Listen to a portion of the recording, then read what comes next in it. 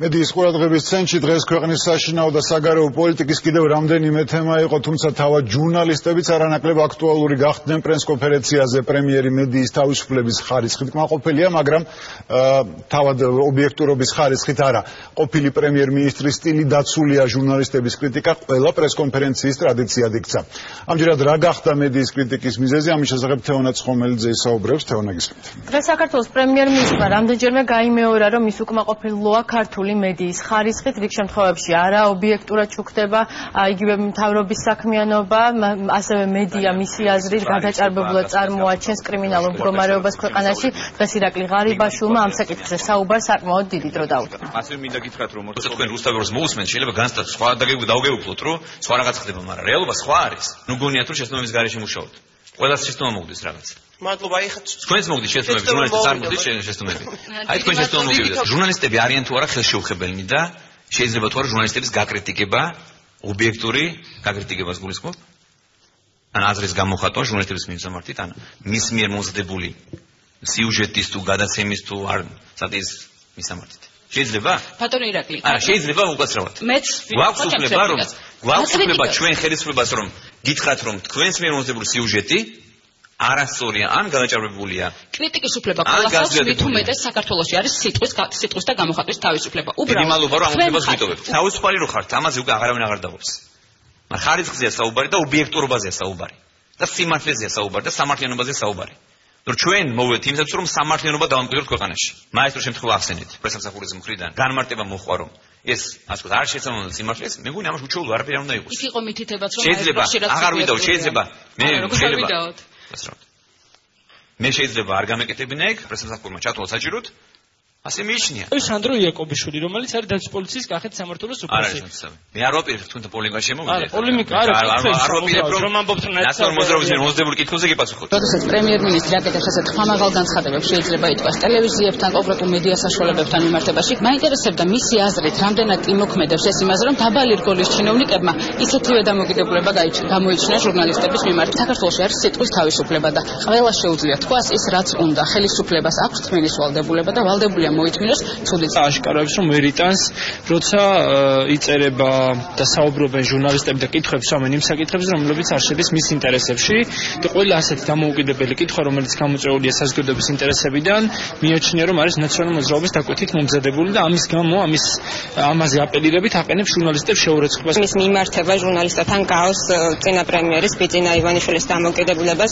ბატონ ღარიბაშვილსაც აქვს რაღაც აღზრდელობითი სურვილები ჟურნალისტებთან მიმართებაში. ისევე როგორც ქონდა ბატონ ბიძინა ივანიშვილს, მას ასწავლოს ჟურნალისტებს რა არის სწორი, რა არის არასწორი და ასე შემდეგ. არ არის ეს ხელისუფლების კომპეტენცია, რომელიც ჟურნალისტი როგორ დაუშვა ტენდენციას ავლენს საკუთარ რეპორტაჟში ან საკუთარ სტატიაში. უბრალო მიზეზის გამო. თუნდაც რომ ეს არის სრულიად, ასე ვთქვათ, პროფესიული საზოგადოების განსახილველი თემა. დღეს ირაკლი ღარიბაშვილს ჟურნალისტებმა შეკითხვა დაუსვეს მისი და საქართველოს პრეზიდენტის ურთიერთობასთან დაკავშირებით. დღეს პრემიერმა განმარტა, რომ თუ გიორგი მარგველაშვილს სურვილი ექნება, მას შეუძლია წავიდეს ასოცირების შესახებ ხელშეკრულების ხელმოწერის ცერემონიაზე. დღეს ამ განცხადებას უპასუხა პრეზიდენტმაც. არავითარი დაძაბულობა, არავითარი მით უმეტეს პიროვნული დაძაბულობა არ არსებობს ჩვენ შორის. ისეთი ურთიერთობა გქონდეს, როგორც უნდა გქონდეს. სამწუხაროდ მე არ მაქვს და არც პრეზიდენტს იმდენი დრო, რომ უფრო ხშირად მოხდეს ჩვენი შეხვედრები. ამის აუცილებლობაც არ არის. დელეგაციაში იქნება თუ არა პრეზიდენტი, ამაზე მიპასუხეთ. არ ვისაუბრია მაგ თემაზე.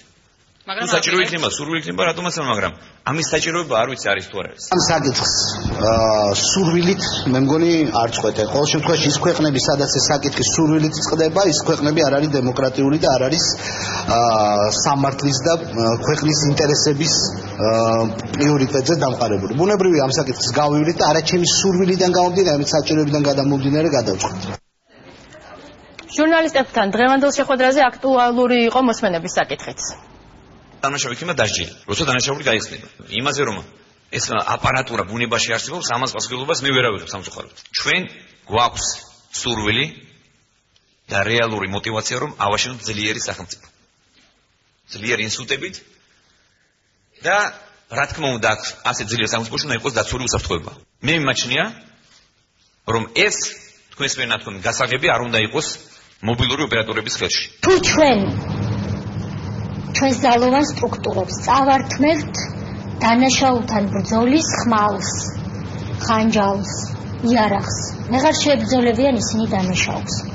ამავე დროს, როდესაც ისინი ებრძვიან დანაშაულს, არ უნდა დაარღვიონ ადამიანის უფლებები. იყო საუბარი იმაზე, რომ შეიქმნებოდა სპეციალური ჯგუფი, რომელიც დაადგენდა ექნებოდა თუ არა მომავალში წვდომა შინაგან საქმეთა სამინისტროს პერსონალური ინფორმაციამდე თუ არა. პრემიერის ამ განცხადების შემდეგ ჩვენ უკვე ვიცით, რას მოველოდეთ ამ კომისიისგან და არ ვიცი, რამდენად უკვე აზრი აქვს ზოგადად ამ კომისიის შექმნას. ვფიქრობ, რომ ჩვენ უნდა წავიდეთ სწორედ ევროპული პრაქტიკით და შესაბამისად მე ვერ ვხედავ პრემიერ-მინისტრის სიტყვებში სათანადო არგუმენტაციას, თუ რატომ არ შეიძლება დავამკვიდროთ ის ევროპული პრაქტიკა.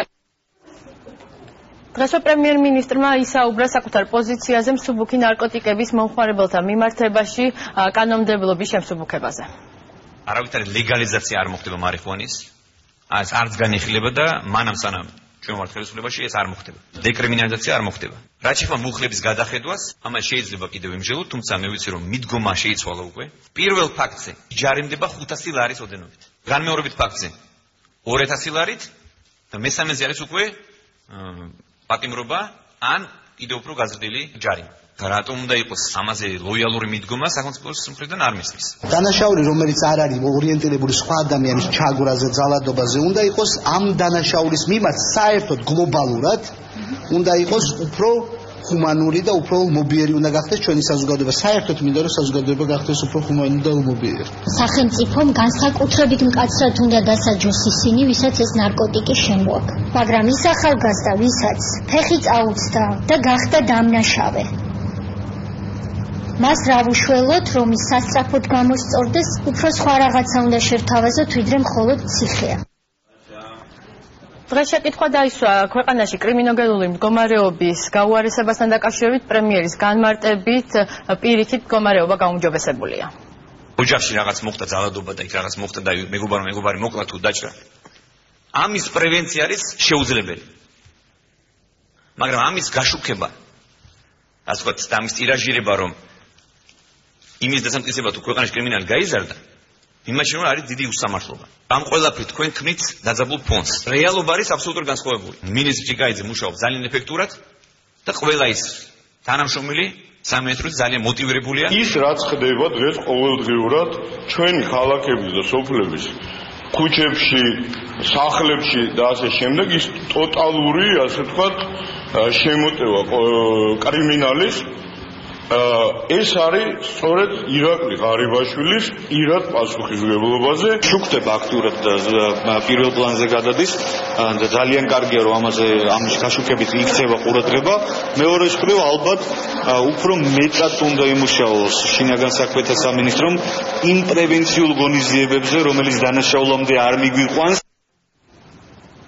შინაგან საქმეთა მინისტრის გარდა დღეს პრემიერ-მინისტრმა თქვა, რომ სხვა მინისტრების მუშაობითაც მეტნაკლებად კმაყოფილია, განსაკუთრებით მან ყურადღება გაამახვილა ეკონომიკური გუნდის მუშაობასა და ამ მიმართულებით ქვეყანაში არსებულ მდგომარეობაზე. ჩვენსაც დაგმილი გვაქვს, რომ ეკონომიკური ზრდა იყოს მინიმუმ 5%, თუმცა ჩვენ ველოდებით, რომ ეს ზრდა იქნება მინიმუმ 6.3%. ძალიან მნიშვნელოვანი ზრდა გქონდა ექსპორტში, იგივე რუსეთის ბაზარზე.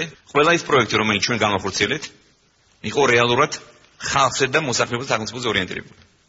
ჩვენ არ დავიწყეთ ძვირადღირებულ სასახლეების მშენებლობა, როგორც ეს ხდებოდა გასული წლების განმავლობაში. მთავრობა, რომელმაც პრაქტიკულად გაყინა ეკონომიკა და გააჩერა ქვეყანა, მთავრობა, რომელმაც ახალი ვალი 1.5 მილიარდი ლარი აკიდა ქვეყანას, მთავრობა, რომელსაც წლების შემდეგ პირველად გაარღვია ქვეყნის ბიუჯეტში 700 მილიონი ლარით, და აი ამ ფონდზე აიღო 138 მილიონი ლარით მეტი ხელფასი და პრემია ვიდრე წინა ხელისუფლებამ. აი ესეთი მთავრობა, რომელსაც საუბრობს იმაზე, რომ გასული წელიწად-ნახევარი იყო ძალიან წარმატებული და ქვეყანა წინ მიდის და კრიმინალი კრებულობს და შემდეგ ეს არის უბრალოდ ცინიზმი და მეტი არაფერი. დღეს ირაკლი ღარიბაშვილი პრემიერ-მინისტრის რანგში ჟურნალისტებს მეორედ შეხვდა. ზღუთევნაც ხომელიძე, მადლობთ.